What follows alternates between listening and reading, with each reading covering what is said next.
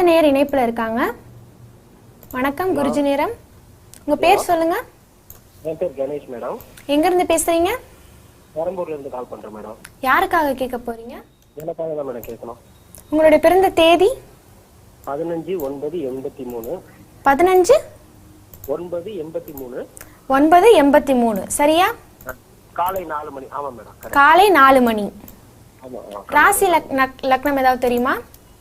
தனுசு ராசி தனுசு ராசி கடக லக்னம் மூல நட்சத்திரம். எந்த ஊர்ல பிறந்தீங்க? மதுரை. அதே மதுரை தானா? ஆமா ஐயா, ரொம்ப சந்தோஷமா இருக்கு உங்க லைன் கிடைச்சது. ரொம்ப நாளா ட்ரை பண்ணிருக்கேன், இன்னைக்கு கிடைச்சிருச்சு. எப்படியோ பரவாயில்ல, இன்னையில இருந்து அதிர்ஷ்டம் வந்ததுன்னு நினைச்சுக்கோங்க. ஆமா, அதிர்ஷ்டமான தசை நினைச்சிட்டேன். ஒரு யோக தசையில வந்தாதான் ஒருத்தட்ட கான்டாக்ட் பண்ண முடியும். நீங்களே கரெக்டா வந்துருச்சு எனக்கு. உண்மைதான் 3/11/2000 கிடைக்கல. உண்மையிலேயே பாத்தீங்கன்னா 15 நாளா தான் செவ்வாய் தசை ஆரம்பிச்சிருக்கு, தெரியுதா? ஆமா, அதனாலதான் எனக்கு லைன் கிடைச்சிருச்சுன்னு நான் சந்தோஷப்படுறேன். அதைத்தான் நான் சொல்றேன். ஒரு முறையான ஜோதிடத்தை செவ்வாய் அதிகமான சுபத்துவமாக இருக்கிறாரா? நீங்க செவ்வாயோட தொழில் பண்ணிக்கிட்டு இருக்கிறீங்க. கண்டிப்பா ஐயா, கண்டிப்பா. செவ்வாய் சுக்கிரனோடு சேர்ந்து குருவின் பார்வையில் இருக்கிறாரா? கண்டிப்பா. கட்டிடம், விளையாட்டு, மருத்துவம், அதிகாரம்னு சொல்லுவேன் இல்லையா? செவ்வாயுடைய தொழில்களில் தான் நீங்க இருப்பீங்க. மருத்துவத்துறையில இருக்கீங்க. மருத்துவம் செவ்வாய் அதிக என்னுடைய சுபத்துவ பாபத்துவ கோட்பாட்டை விளக்கவே முடியாது. அப்படின்னா நான் ஜாதகம் தப்புன்றுவேன். ஒரே வார்த்தை, அந்த டேட்லேயே நீங்கள் பிறக்கலன்றுவேன். செவ்வாய் உங்களுக்கு ஆமாம், ஏன்னா உங்களுக்கு சூரியன் புதனும் வலுத்து தான் இருக்கு. அப்போ ஓரளவுக்கு ஜோதிட ஆர்வமும் உங்களுக்கு இருக்கும்.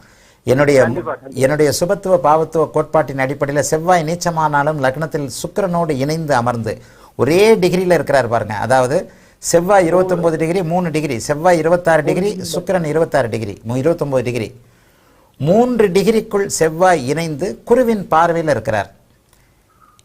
இங்க செவ்வாய் நீச்சமானது கூட கவலையே இல்லை. நான் அந்த ஸ்தான பலத்தை எடுத்துக்கவே வேணான்னு சொல்லிடுவேன். ஆக இந்த அமைப்புல நீங்க மருத்துவத்துறையில இருக்கிறீங்க இல்லையா? வீடு கட்டுவேன், அந்த ஒரு இது எனக்கு சொன்னீங்கன்னா நல்லா இருக்குங்க. செவ்வாய் சுக்கிரனோட இருக்கிறார். 4ஆம் இடத்துல சனி இருக்கிறார். 4ஆம் இடத்துல சனி இருந்தாலே பழைய வீட வாங்கி கட்டுவீங்க. இல்ல, இடம் இருக்கு, கட்டலான்னு ஒரு ஐடியா இருக்கு. பழைய வீடு இந்த மாதிரி தான் முதல்ல அமையும். 4ஆம் இடத்துல உச்ச சனி. ராகு தசை தான் சுக்கிரனுடைய வீட்டில் இருக்கிறார், குருவின் பார்வையில் இருக்கிறார். செவ்வாய் தசையில ஒரு வீடு அமையும், பழைய வீடு தான் அமையும். செவ்வாய் திசையிலிருந்தே உங்களுக்கு யோகம் ஆரம்பிச்சிருது. செவ்வாயிலிருந்தே, ஏன்னா குரு சந்திரன் 10 வருஷமா யோகம் செய்யல. அவர் என்ன இருந்தாலும் 6ஆம் இடத்துல போய் 6ஆம் இடத்துல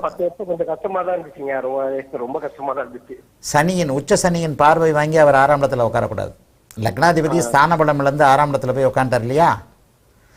லக்னம் சுபத்துவமாக இருக்கிற அளவுக்கு லக்னாதிபதிக்கு வலி இல்லை. லக்னாதிபதி சனியின் பார்வை வாங்கி 6ஆம் இடத்துல போய் அமரக்கூடாது. ஆகவே அங்கே 10 வருஷமா சுத்தமா உங்களை சந்திரதசை ஒன்றும் இல்லை. அதே நேரத்தில் நீங்க கீழேயும் போயிடல, சாப்பிட்டீங்க இல்ல, வரவுக்கும் செலவுக்கும் சரியா இருந்தது. அதே அமைப்பு தான். ஆனா செவ்வாய் தசை ஓரளவுக்கு கொடுக்கும். பழைய வீடு அல்லது ஏதாவது ஒரு பிளாட்டு தான் அமையும். வீடு கட்டுவது என்பது ராகு திசையில தான். ஏன்னா ராகு சுக்கிரனுடைய வீட்டில் குருவின் பார்வையில் இருக்கிறார். அவர் தான் புதிய வீட்டை கொடுக்கக்கூடியவர். ஆக இன்னும் ஒரு 7 வருஷத்துக்கு இப்போ வீடு வாங்க முடியும். உங்களுக்கு வீடு எப்போ வாங்குவீங்க? அதாவது வீடு கட்டணும், மனைவி பேர்ல இருக்கு. வீடு கட்டுறது உங்களுக்கு கண்டிப்பா முடியும். ஆனா அது இப்ப இல்லை. வீடு கட்டுறது உறுதியா முடியும். உங்களுக்கு 2025ஆம் ஆண்டு ஏதேனும் ஒரு நிலையில இப்பவே வருமானங்கள் வர ஆரம்பிக்கும். இந்த செவ்வாய் தசை உங்களுக்கு எக்ஸலண்டா இருக்கும். எந்த ஒரு அமைப்பிலையும் ராஜ யோகாதிபதியாக அவர் ராசிக்கும் லக்னத்திற்கும் யோகராக சுக்கிரனோடு மிக நெருக்கமாக இணைந்து குருவின் பார்வையில் இருக்கிறனால இந்த 4 மாதம் முதல் சுயபக்தி என்ன, 4 மாதம் 27 நாள் செவ்வாய் தசையில சுயபக்தி. இப்போவே ஒரு சில ஃபவுண்டேஷன்கள் கண்டிப்பாக ஆரம்பிக்கும். செவ்வாய் தசை ராகுபக்தியிலிருந்தே நல்ல அமைப்புகள் வரும். முதல்ல ஒரு பழைய ஃப்ளாட்டு மாதிரி ஏதாவது ஒரு டெம்பரவரியாக அமையும். ஆனால் நீங்கள் வீடு கட்டுவது என்பது சுக்கிரனுடைய வீட்டில் குருவின் பார்வையில் இருக்கக்கூடிய அந்த அமைப்பு தான். செவ்வாய் தசை இறுதியில் தான் உங்களால் வீடு கட்டி அங்கே ராகு தசை ஆரம்பத்தில் உங்களால் குடி போக முடியும்.